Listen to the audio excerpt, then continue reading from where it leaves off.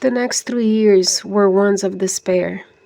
The disgrace of owing money to my dearest friends was an ever-present weight on my shoulders. Often, Paul and I didn't have even $10, and I had no idea how to go about earning a living. I applied for jobs, but my timid bearing got me nowhere. For someone like myself, who had always known plenty, poverty was crippling and left me in a trauma. One day on a bus, I noticed a woman opening her purse to pay for the fare, and it was full of dollars. I coveted the freedom this money represented, for I had none.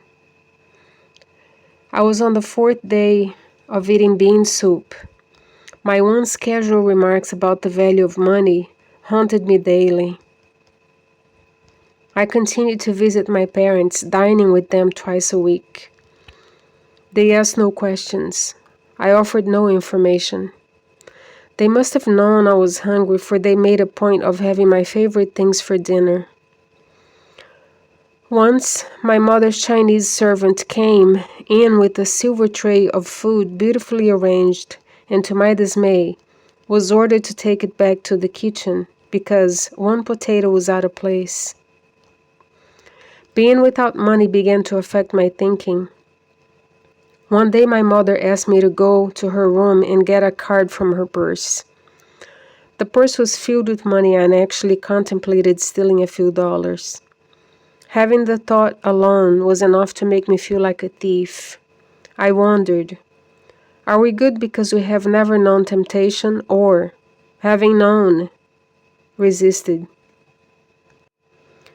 When Paul told me he was closing the factory, which by now I knew he never had, we were down to $3. For years I had collected fine art books and first editions, which I treasured. They meant nothing to Paul. He began with the beguiling grin. "Coco, I will have to sell some of your books." Warily, I gave him a first edition of Edna St. Vincent Millay and 2 beautiful volumes on modern art. He returned laden with food, a long loaf of bread, a ham, pickles. Then he held out a jar and cooed like a dove. "Look, Coco, I have brought your marron glacés." Marron glacés? He had taken my beloved books, and with them, bought imported sweets.